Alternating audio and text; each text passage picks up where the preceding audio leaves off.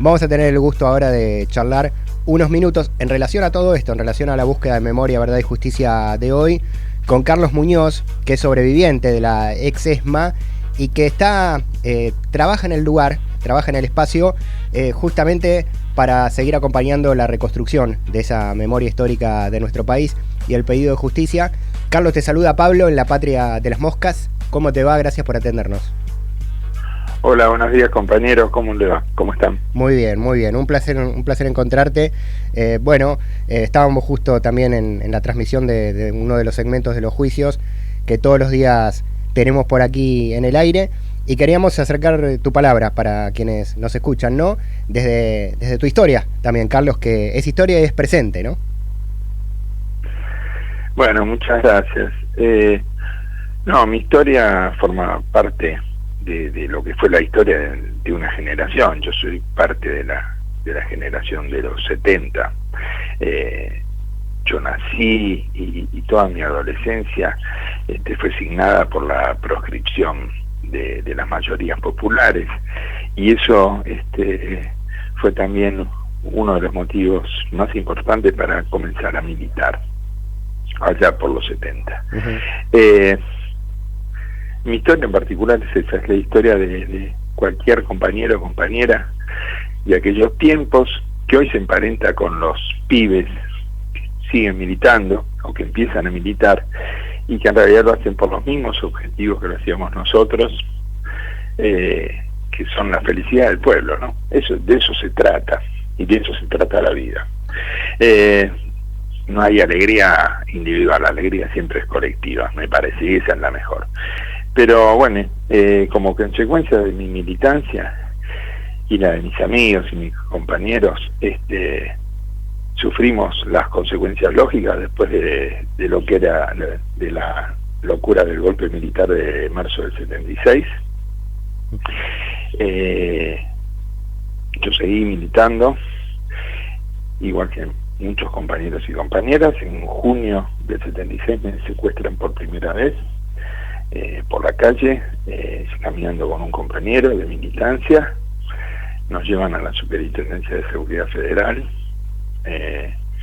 La crueldad y la tortura en ese lugar era infinito. A mi amigo y compañero, con el cual, mi mejor amigo, Carlos Enrique Fidale, lo matan en la superintendencia, lo fusilan al lado mío, los dos acostados en la puerta del tubo donde estábamos secuestrados. Tuvo un calabozo de 2 metros por 1, y yo, gracias a la influencia de un primo de mi viejo, un tío, salgo en libertad el 15 de junio del 76. Libertad, me dejan tirado después de un simulacro de fusilamiento frente al Buenos Aires Lawn Tennis. Al principio con mucho miedo, después reafirmando algunas cosas, sigo militando y en noviembre del 78 sufro un allanamiento en mi domicilio, ahí en la ciudad de Buenos Aires, en la capital federal, en la casa donde vivía. Yo ya vivía con mi compañera Ana Malarro y con mi hijo de 3 meses y medio, y bueno, sufrimos un allanamiento violento. Quien comanda el grupo, después lo reconocí, era Alfredo Astiz, y el grupo que allana mi casa, y somos llevados a la Escuela de Mecánica de la Armada. A mi hijo se lo entregan a un mayor del ejército que vivía exactamente enfrente de mi departamento. Yo vivía en el 11A, y en el 11C vivía un mayor del ejército, y a él se lo dejan. Y de ahí, bueno, el procedimiento fue el que, con todos y todas los compañeros detenidos desaparecidos en la ESMA tenían, que fue lo primero, llevarte al sótano, a lo que ellos llamaban las salas de interrogatorio, que eran las salas de tortura, y después,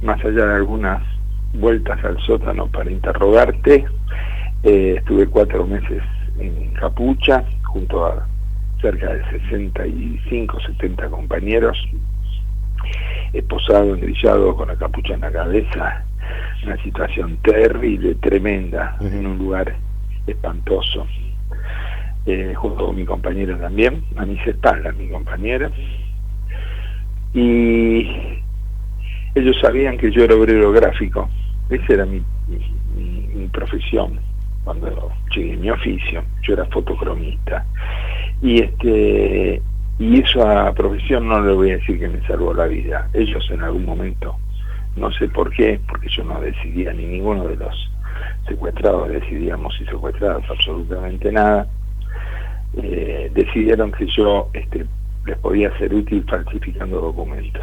Sí. Así que durante un año estuve falsificando documentos en el sótano de la ESMA para los genocidas. Y en febrero de 1980, en el mismo lugar, en el sótano, donde a 5 metros, 7 metros, estaban los cuartos de tortura. O sea, que convivía en mi trabajo como mano de obra esclava con los gritos de los compañeros y de las compañeras torturadas. Tremendo. Un espanto por ellos. Y el día que salí, igual que el día que salimos todos los sobrevivientes, creo, nos pusimos como mandato de los compañeros que ya no están, en la primera endija que hubiese de posibilidades, el dar testimonio por ellos y el de contar lo que habíamos visto y lo que habíamos vivido. Y bueno, y de eso se trata, de hacer justicia. Totalmente. Por ellos. Totalmente, Carlos. Bueno, una historia individual y colectiva tremenda que hay que seguir visibilizando. Te pregunto qué te pasa hoy con los juicios, con la continuidad de los juicios. La otra vez declaraste en una audiencia por el juicio de la apropiación de Victoria Donda. ¿Cómo ves el proceso 40 años después de lo que fue aquel juicio a las juntas original a esta continuidad que se consiguió luego con la anulación de las leyes de impunidad? ¿Cómo lo sentís en el presente? Mira, yo el juicio de la Junta lo viví, participé en él como testigo. Sí. Fue un juicio absolutamente incompleto, un juicio con sentencias vergonzosas, un juicio donde el Estado se olvidó de los testigos, se olvidó de un montón de cosas, pero sirvió para generar una conciencia y un conocimiento colectivo de la noche del proceso. O sea, la gente no sabía, parecía que despertaba, en realidad había negado todo lo que había sucedido. Los juicios, o sea, a partir de la caída de las leyes de impunidad, gracias a la decisión política de Néstor Kirchner, del gobierno de Néstor Kirchner, fue la primera vez en realidad cuando el primer juicio que declaré donde me sentí realmente libre. Hasta ahí siempre todo fue amañado, todo hasta ahí. Y ayer, cuando declaré en el juicio por la apropiación de Victoria Donda, la verdad que me sentí durante muchos días, lo tuve a Donda Jerónimo, Palito, el represor, el genocida, el jefe de operaciones de la ESMA en la cabeza, no me lo podía sacar, porque durante mi cautiverio estuvo muy presente, porque fue el tipo que me dio una paliza el primer día y me desmayó, porque era de una crueldad increíble, y tiene la misma crueldad y el mismo cinismo, lo sigue sosteniendo hoy. Y entonces cuando declaré hice una especie de, no sé si de catarsis, pero sentí que hablé por un montón de compañeros que no pueden hablar, que hablé por un montón. Y creo que es la primera vez que me voy de un juicio, de estos juicios así, tan democráticos, que me voy de un juicio conforme con lo que hice. Y sentí que me porté bien con los compañeros que ya no están. Totalmente. Lo transmitimos esto, Carlos, en vivo nosotros ese día y pudimos escucharte con la carga emotiva también que representa para los sobrevivientes. No volver a contar, seguir contando y reviviendo todo ese horror. Estamos con Carlos Muñoz, militante peronista y sobreviviente de la ESMA durante la dictadura militar y declarante en los juicios tanto en el juicio a las juntas de 1985, como en, por ejemplo, este juicio sobre la apropiación de Donda que comentamos. Recién estábamos transmitiendo un segmento del juicio contraofensiva 3, que es otro de los que se está haciendo, en este caso en los tribunales de San Martín. Carlos, mencionaste la proscripción y la persecución que vivían bueno, los sectores populares y el peronismo durante la dictadura militar. Te traigo al presente, a la coyuntura política actual, salvando todas las distancias, pero estamos en una semana en la cual la Corte Suprema de Justicia de la Nación suspende 2 elecciones, más allá de los argumentos jurídicos, que pueden ser reales, atendibles o no, lo hace a días del proceso, cortando, interrumpiendo el derecho al voto de los ciudadanos de San Juan y de la provincia de Tucumán. Tenemos una vicepresidenta que también tiene una condena que pesa sobre ella y una inminente o posible proscripción. ¿Qué sentís con eso hoy, ¿no? Con volver a ver proscripciones políticas y persecuciones judiciales, en este caso, afortunadamente no militares, pero, no sé, a la vicepresidenta le gatillaron un arma en la cabeza, así que también hay muchos puntos de contacto. ¿Cómo lo equiparás? Mira, yo creo que 40 años después de iniciada la democracia, esta es la primera vez donde realmente peligra. Ni siquiera allá con Aldo Rico y los carapintadas hubo semejante injerencia. Yo siento que la justicia, o la corte, o los tribunales, se han transformado en un suprapoder, que están por encima incluso de las decisiones de los representantes del pueblo. Nosotros votamos a diputados, a senadores, y a gobernadores, a concejales, y hay un poder al cual no votamos, de los cuales muchos ni siquiera conocen la cara, que decide por encima de todos ellos, y es capaz de esto, hasta de suspender en realidad hasta no se sabe cuándo, unas elecciones que eran inminentes, y además a pedido de una oposición, porque esto fue a partir del pedido de la oposición, de una presentación de la oposición al gobierno. En realidad es la primera vez que vemos claramente cómo juega el partido judicial, ¿no? Con una posición política muy clara. Y en esa posición, obviamente, está la persecución a todo lo que represente la defensa de los intereses populares. Está entonces la persecución a Cristina Fernández como referente de la defensa de los intereses populares, del peronismo, de los derechos. De la misma manera que como duerme la causa sobre su atentado, un intento de magnicidio, la primera vez en 40 años de democracia, más allá que no sé, alguien recuerda algún atentado contra Alfonsín, que me parece que lo sacaron no sé de dónde, pero este fue el atentado más serio contra, el intento de magnicidio más serio de 40 años de democracia, y todo lo esconden abajo de la alfombra. A ver, creo que el rol de los medios, el rol de la justicia ha reemplazado a ese poder militar que históricamente desde el año 30 ponía las pautas en Argentina y corregía el rumbo, por llamarlo de alguna manera, para ponerlo a la derecha en función de las políticas neoliberales, cuando se avanzaba un poquito, o un poco, o mucho, como en el gobierno de Perón, en la defensa de los intereses del pueblo. Es muy preocupante.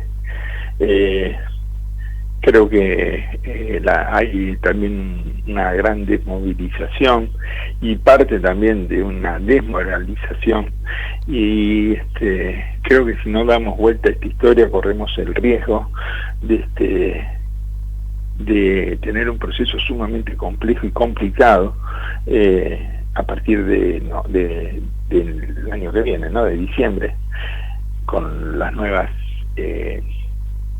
autoridades electas. Sí.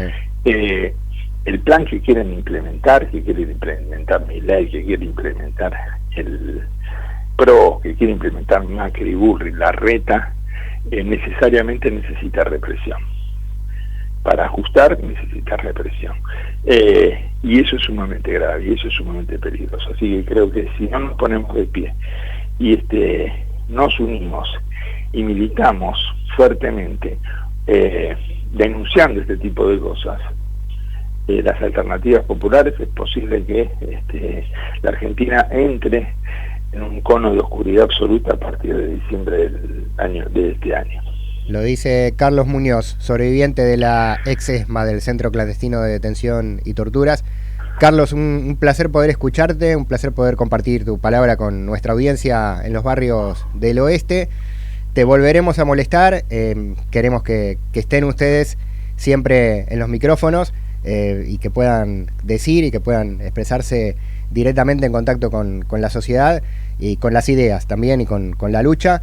Muchísimas gracias y admiración, ¿no? Admiración a los sobrevivientes, abrazo, empatía por tener la fuerza para seguir, ¿no? Te secuestraron 2 veces y seguiste militando, estuviste en el lugar, en el infierno más grande que puede existir sobre la tierra y seguís a lo largo de los años, así que, bueno, la admiración cabe también y la identificación. Te agradecemos mucho este rato. Muchas gracias, compañeros, y bueno, no soy digno de admiración, solo hice lo que tenía que hacer. Y por otro lado, bueno, un saludo a mis vecinos del oeste. Yo vivo en Castelar, así que y bueno, siempre estoy dispuesto a compartir y a participar de actividades militantes. Les mando un abrazo enorme. Abrazo enorme y muchas gracias de vuelta. Gracias. Carlos Muñoz, sobreviviente de la ex-ESMA. La otra vez lo escuchamos en vivo declarando desde los tribunales en el juicio de apropiación de Victoria Donda, en la transmisión que hicimos en La Patria de las Moscas. Hoy lo encontramos en el aire, pudimos charlar con él. Es un pedazo de historia viva y militante en la actualidad, y para tener en cuenta sus palabras, ¿no?, sobre el análisis del presente, alguien que la vivió desde la profundidad de las catacumbas de la represión, hoy nos cuenta y encuentra similaridades en el proceso político, ¿no?, que se vive en nuestro país. Atención con eso. Seguimos en La Patria de las Moscas. Transmisión colectiva de